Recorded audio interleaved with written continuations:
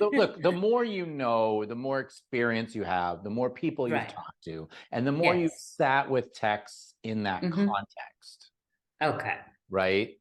The more you're using that. So of course you get better at it. So, but you never really get to any kind of place where where you always know what to say to another human being. You have to look at it that way. It's like you're there to help. I will say, to answer your question directly, that the amount of tech study, now when I say study, I just mean being with them, but they influence your mind. So I do think there is a progression to that. So maybe if you'd never read the Tao, you'd never looked at it before. And I've been looking at it for years and years, right? So when I sit with that and read a passage or two, there's some memory there that gets sparked. Like, so there's a lot in my brain. So maybe it doesn't take me as long. I think that would be the only difference. So I think your question is like, as I'm starting and I'm not so familiar, the reason I did the philosophy section is because those are the things I want you to hang your hat on. Those are the things that are going to come up over and over and over again. You don't have to know the Gita to know the 3 points in the Gita that are like so important. Like you don't have to know the Gita to understand the part that without some sort of like surrender, like that whole bit in the Gita, this isn't going to happen. And then there's a lot of passages and a lot of different like angles on it. And the more you sit with it, the more deeper it goes. But I also want to say, like, the more you actually meditate, the deeper it goes. You can intellectually study these texts all you want and not meditate. I'm going to argue they won't really come to life inside you. It's not going to change you the way it will change you some.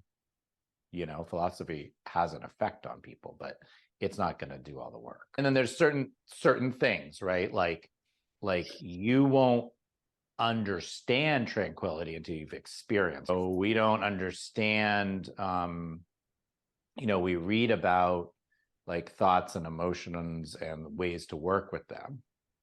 But the way we work with them in meditation is very different.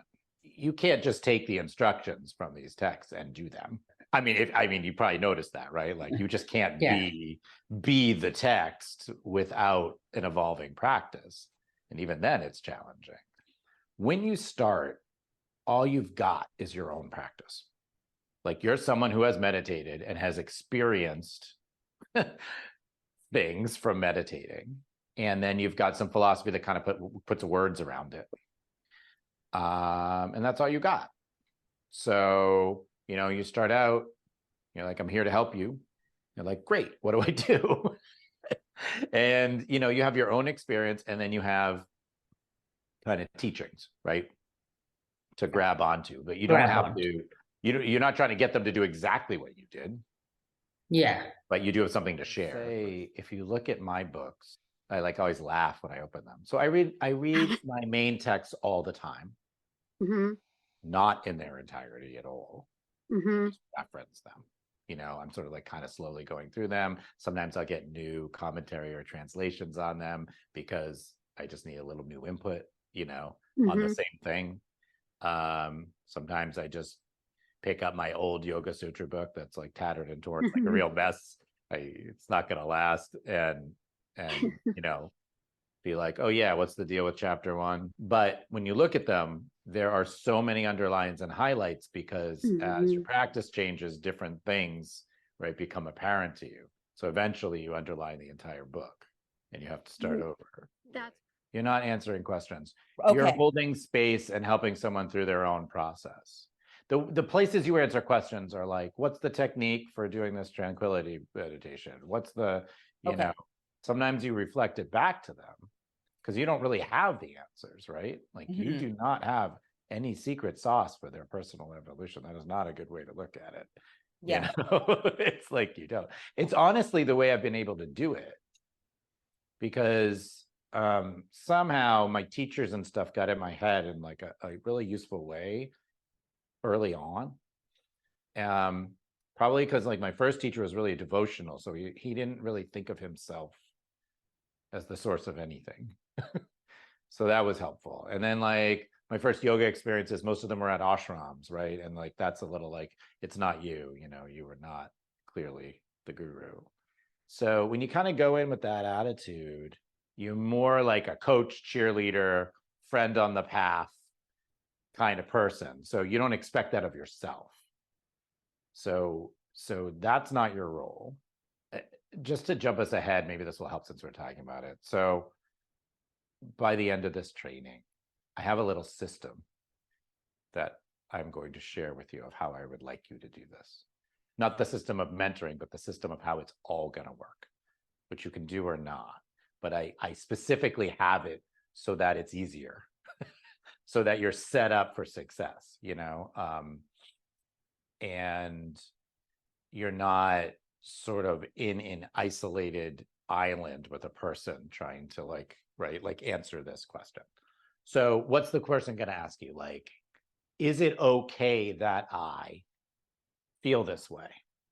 Is it okay that I have these thoughts? Is it wrong or right to think of it this way? Right? These are the kinds of questions we ask. Because we're just talking about meditating. So it's like I'm sitting on the mat, my legs are crossed, my eyes are closed, and this is what's going on in our mind. Everything that happens is okay. And sort of our job would be more like, well, you could push through that. You could continue to do that. You could go back to your technique and avoid it for a little while and go back to it. You could, you could stop your technique and sit still and just feel your feelings.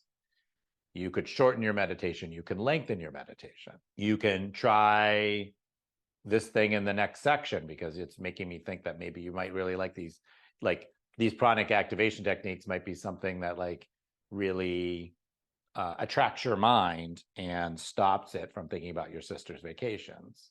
So maybe we'll take a different tact and try that for a little while. You can tell me how that goes.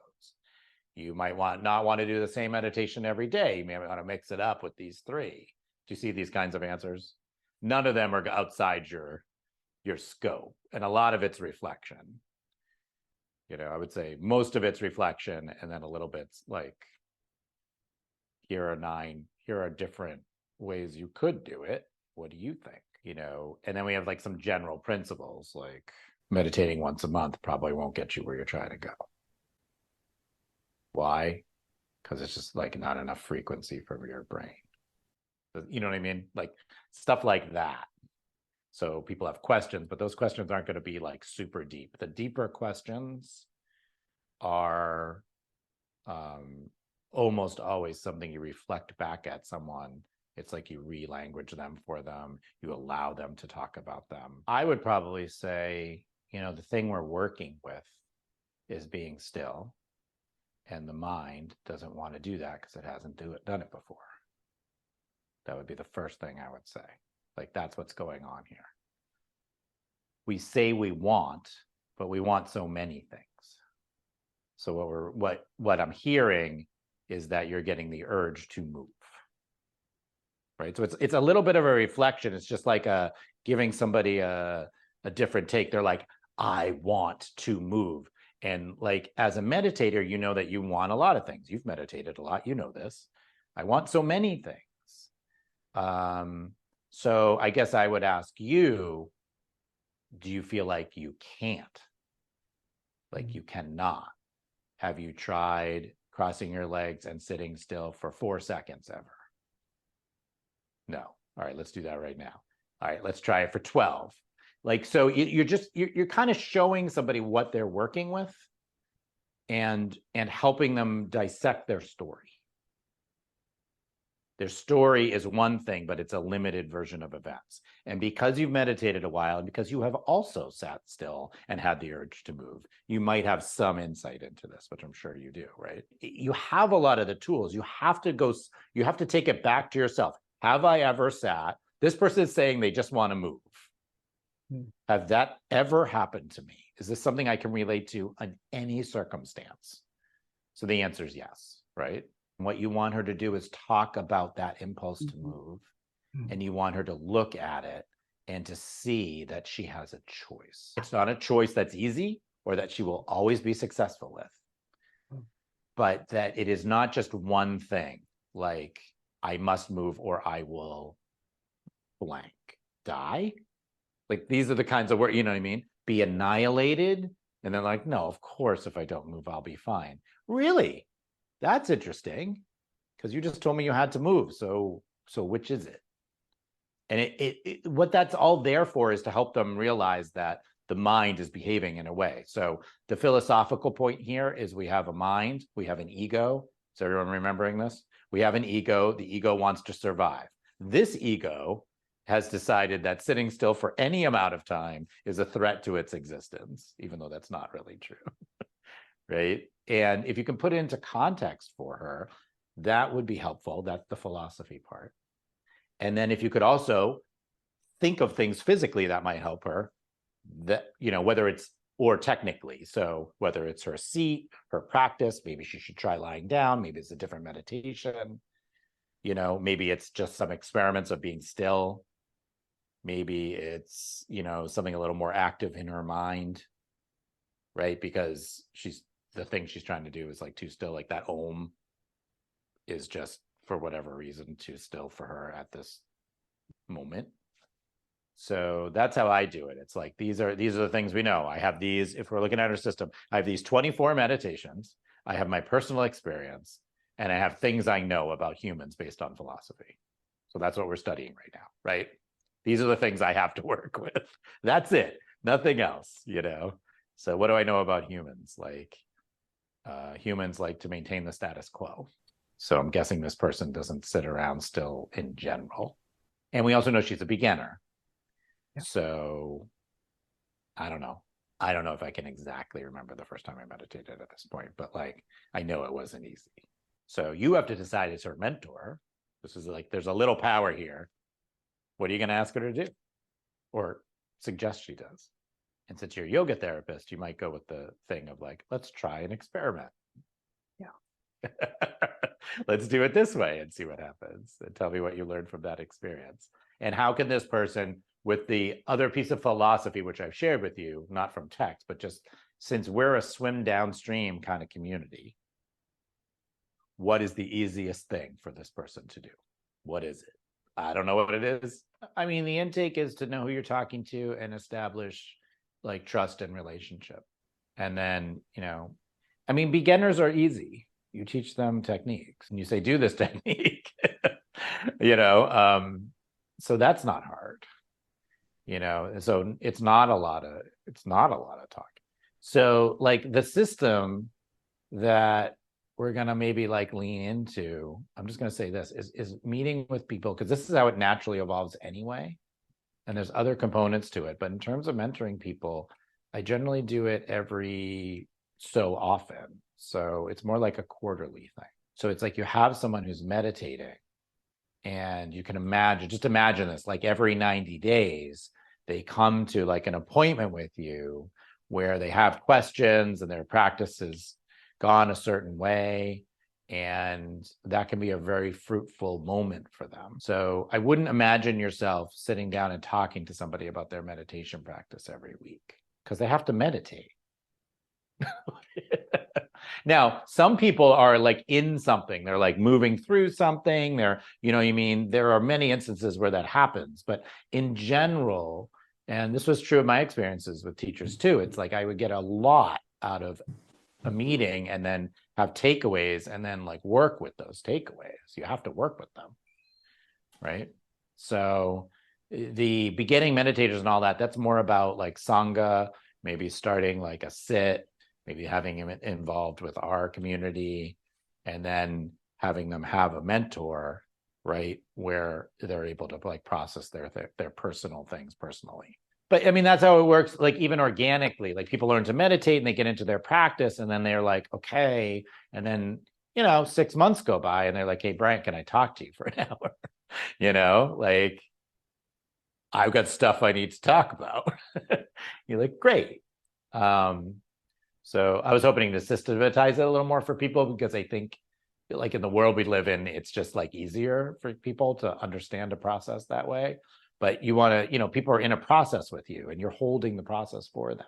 And again, you don't need to know every reference of every, like, you don't have to be that person. You'd be surprised at how easy it is to see people's stuff when you're not attached to it, right? It's very easy because you don't have any skin in the game other than wishing them the best.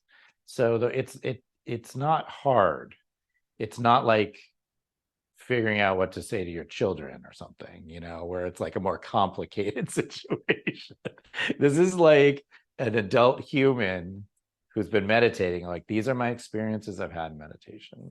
There is an infinite amount of versions of this because everybody's different, right? And I'll remind you, people come out of really different backgrounds.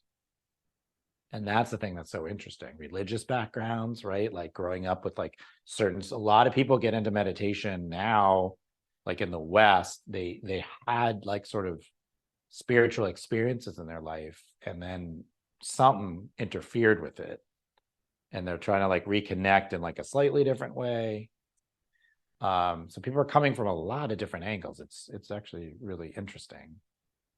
And so to have like a system, for lack of a better word, for them to plug into is like super helpful.